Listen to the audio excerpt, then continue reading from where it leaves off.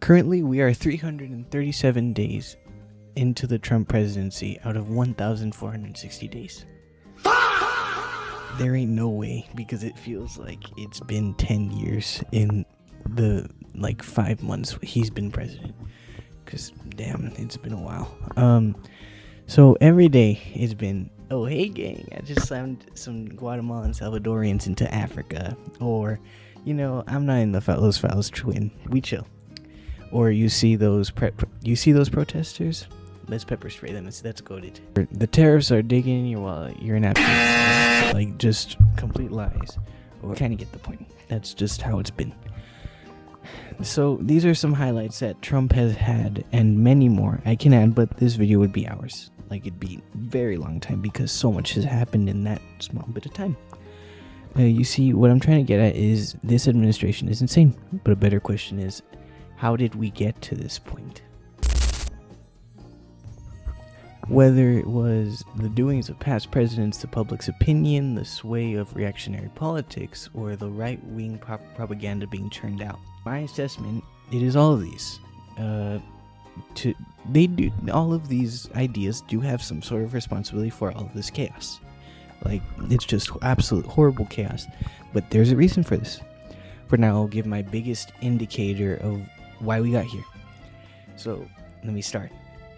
The election of 2024. Kiss every guy, man and woman. Look at that guy, how handsome he is. I'll kiss him. Not with a lot of enjoyment, but that's okay. They're eating the dogs, the people that came in. They're eating the cats. They're eating the pets of the people that live there. Let's set the stage. It's 2024. The times are very scary because Sleepy Joe did not look ready to serve another term. Word spread out that he was going to give up his re-election bid, and the question was, who was going to replace him? Enter Kamala Harris. Think you just fell out of a coconut tree? She was going to be the legacy of Joseph Robinette Biden. America is a nation that can be defined in a single word. Foothills of the Himalayas with Xi Jinping. Decide so she could be the beacon of bipartisan. We love bipartisanship.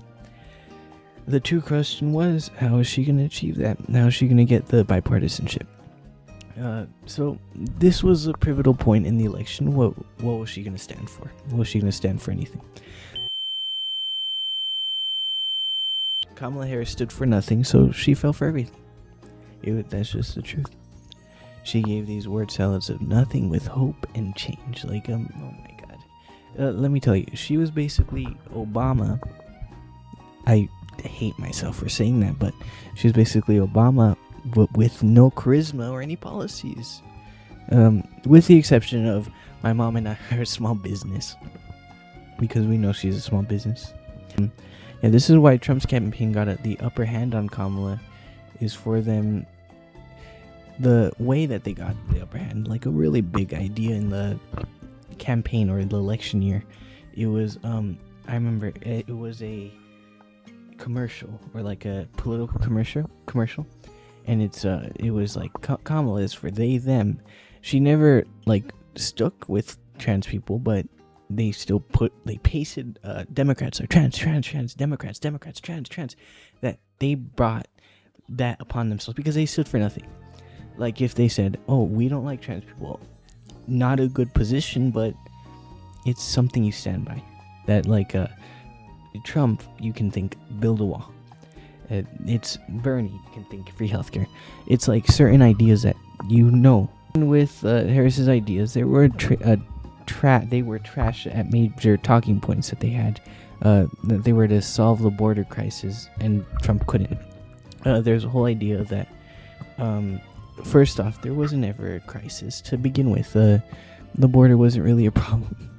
But Trump was like, hey, look at all these undocumented immigrants. They're not paying anything. But they noticeably were, because you pay, undocumented immigrants pay into Social Security, into Medicare. They just can't receive it. So they're not even taking benefits, and the point is that they should be able to receive it. So that's why you get documented. It's Hassan Piker says, the only difference between an undocumented immigrant and a documented immigrant is paperwork. That's all. You just need to give them paperwork, and they'll become a citizen. So the thing is, yeah, there wasn't, and then with Kamala Harris, it was like she'd come up into elections and she'd say, I'm Trump, but I'm with Liz Cheney. For that reason, I'm not Surprised that Liz Cheney and I are on the same stage 15 days before the election. I'm better than Trump. I'm a Republican. I'm a conservative Republican. Except I'm woke and gay. I'm the real deal because I'm woke and gay. So yeah, to paraphrase Hassan Piker again, why would you have the diet version in contrast of the real deal? So yeah, Harris was conceding on all of these issues Americans cared about. She could not even bother on addressing the genocide in Gaza. It was always that Israel had the right to defend itself.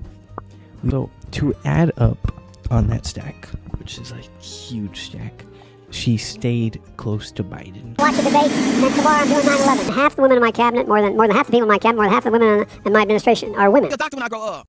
Just catch you on the beach. Like, I don't know how you do that, but she stayed close to Biden. She was with him every day. Whenever someone asked, why should we vote for you? Your boss has caused large amounts of inflation. She simply responded with, inflation? Never heard of her. Like, that's just how it is. If you responded with any criticism to her campaign, you were just bombarded with the opposition, and you said, hey, you don't believe in what I believe in. Screw you. You're a Trump. You're not a Kamala Harris. And that's how it was. It sucked. And so there's like moments where that carried Trump. I don't know how, but her campaign like carried Trump to victory. He was a 34 felon. He was convicted 34 felonies, and he failed America during a pandemic, like during a worldwide pandemic, and he incited an insurrection on the Capitol. Like, personally, I don't realize how people voted for him, but there's a reason. You don't. The fact is, you don't blame the voters on voting for a person. They were just voted because you didn't convince them. When you're in politics, you have to realize that you are responsible. You have to bring them on your side, and Kamala Harris didn't. She failed on that completely. So, I physically have no idea how bad you can be to let that guy, like Trump, win. So, hear my words when I say this. This is in no way giving Trump any positive feedback or anything. It's a large critique on Kamala Harris's campaign, which led her to fail the American people, and not the other way around. It was a shown idea, because when you have a dog crap campaign like Trump's, how do you even do worse than that? You do that by acting like him and then being woke and gay. You don't have tangible policies. You just try to copy and say, I'll do better than him. And that's why she lost. So the reason why she lost this was compromise. When someone says, I'll give you an inch, they take a mile. That's what Republicans did. Democrats were like, people like Chuck Schumer or Kamala Harris, obviously. They were like, hey, we'll get Trump's border bill out. We'll push it out. We'll solve the border problem. That led to Trump obviously saying, cut it. We don't want it. And that's what made Democrats show that they were Republicans. They were as bad as Republicans, because they said, we're going to give this bill a chance. And they didn't fight it. So the whole idea was that it wasn't a good thing, because they were compromising, and Democrats were turning into conservatives or Republicans. And Republicans were even more conservative or Republican. And it's still happening. That it's happening as we speak. The idea of giving up major policy ideas for the good of bipartisanship. We love bipartisanship. Democrats stick to, hey, we'll give you everything. That's just what happens. And this is why we are in this position, as I said in the intro, that things like this happen, because it was people like Kamala Harris. Probably every president passed until like maybe I don't know. Ronald Reagan was a big identifier that led to this. It's a bummer. This video does sound like a bummer to explain, but the lesson that I'm trying to give is that do not compromise. Do not have a backbone. Stand still with your ideas, because your ideas are your main values. If you stick with your ideas, you don't have a backbone, and you don't stick to your ideas. And you always need to do that no matter what. So, yeah, I'll explain more in other videos, but that's it today. Bye-bye.